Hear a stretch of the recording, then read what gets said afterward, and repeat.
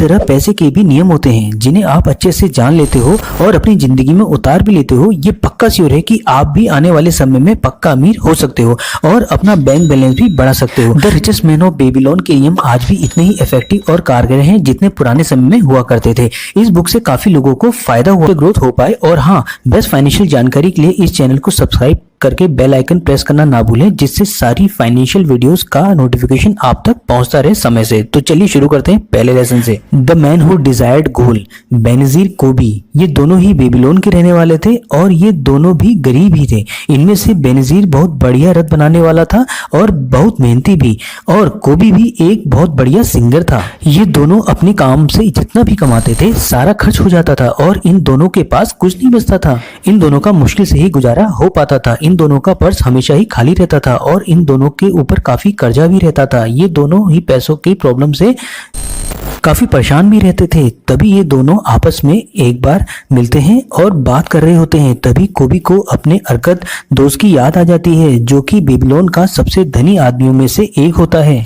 अरकत भी बहुत समय पहले बेनजीर और कोबी जैसा बहुत गरीब था। उन तीनों ने ही एक साथ अपनी पढ़ाई खत्म की थी। उस समय अरकत भी बहुत ज्यादा होशियार नहीं था और न ही किसी काम में तेज और न अक्लमंद। वो तीनों ही आपस में खेला और घुमा करते थे, लेकिन इन सब के बाद भी वो बेबीलोन का सबसे अमीर लोगों में शामिल हो गया। उसी समय कोबी और बेनजीर भी अपने गरीब दोस्तों के साथ अरकत के साथ मिलने प्लान बनाते हैं, जिससे वो भी अमीर बनने का सीक्रेट जान पाए और अपनी किस्मत बदल पाए। अब बढ़ते हैं दूसरे लेसन की ओर। The richest man in the Babylon.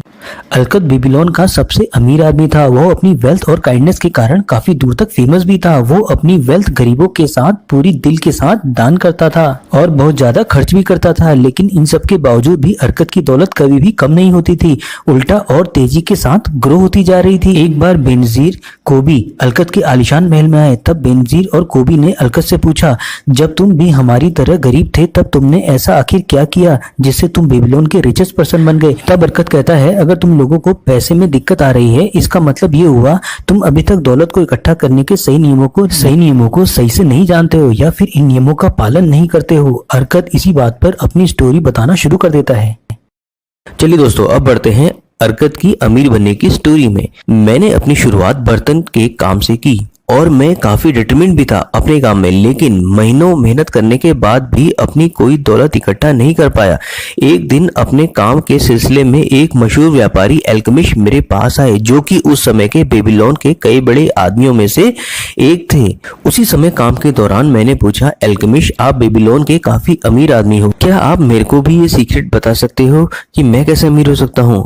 अगर आप मेरे को ये बताएंगे तो सारी रात मैं आपका काम करूंगा और सुबह तक आपका काम पूरा हो जाएगा। और जैसे ही साहूकार अल्केमिस्ट ने सुना तो वो तुरंत राजी हो गया। फिर क्या था, मैंने सारी रात जगकर उनका काम अच्छे से पूरा कर दिया और उन्होंने भी सुबह अपना वादा पूरा किया। फिर अल्केमिस्ट ने अरकत को दौलत कमाने का पहला सिद्धांत बताया, जो कि इस प्रकार है। पहला सबक, अल्केमिस्ट ने कहा, तुम जितना कमाते हो उसका 10% अपने पास ही रखोगे। मैंने पूछा, लेकिन मैं जितना कमाता हूँ उससे मैं पूरा का पूरा अपने पास ही रखता हूँ। तभी अल्केमिस्ट कहते हैं, ऐसा बिल्कुल भी नहीं है। क्यों?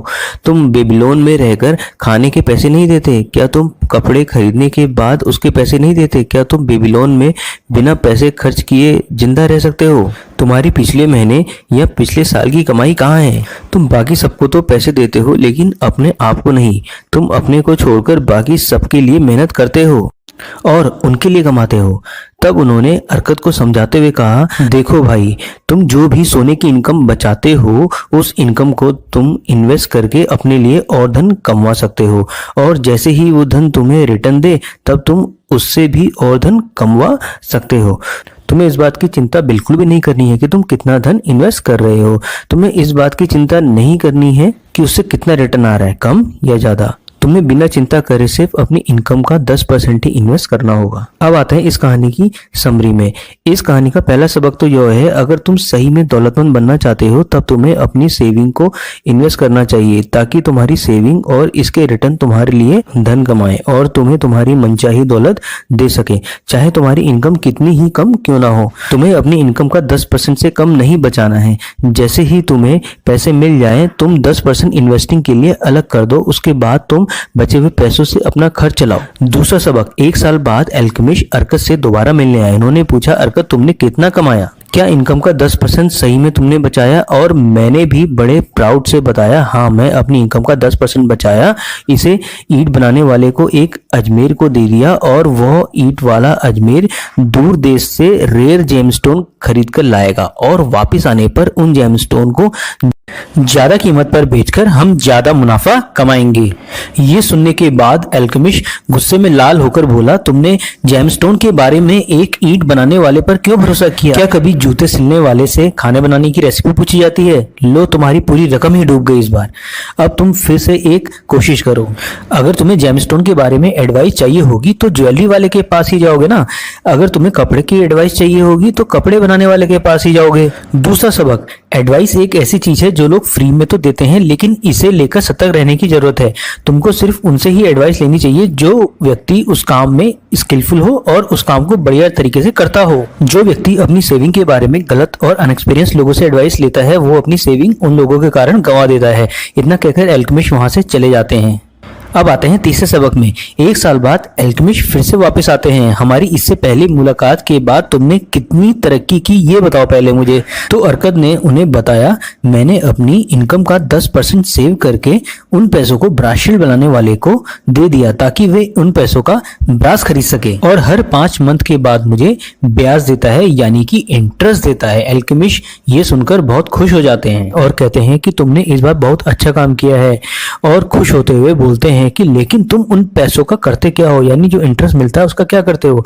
फिर उसने कहा, मैं इससे अच्छी अच्छी चीजें खरीदता हूँ और खूब जश्न मनाता हूँ। ये बात सुनकर अल्केमिस्ट हंसते हुए कहते हैं, तुम अपनी सेविंग के रिटर्न को खर्च कर रहे हो, लेकिन ऐसे में तुम उस रिटर्न से और ज्यादा धन कैसे कमा पाओगे और तुम उस धन से और भी ज्यादा धन कैसे कमा पाओगे? अब सीक्रेट सुनो, तुम्हें अपने रिटर्न से धन की खूब सारी सेना बनानी है, उसके बाद तुम काफी बेहतरीन जश्न बना सकते हो आसानी से। अब बढ़ते हैं तीसरे सबक की ओर। अपने इन्वेस्टिंग से मिलने वाले इंटरेस्ट को यानी इनकम को खर्च नहीं करना है, उसे दोबारा इन्वेस्ट और री इन्वेस्ट करना है जिससे वो आपके लिए और ज्यादा कमा सकें। कुछ सालों तक ये करना ही होगा। ऐसा करने से तुम्हारे पास धन की एक सेना तैयार हो जाएगी।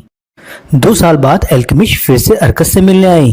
उन्होंने अर्कत से पूछा, क्या तुम्हें मनचाही दौलत मिल गई?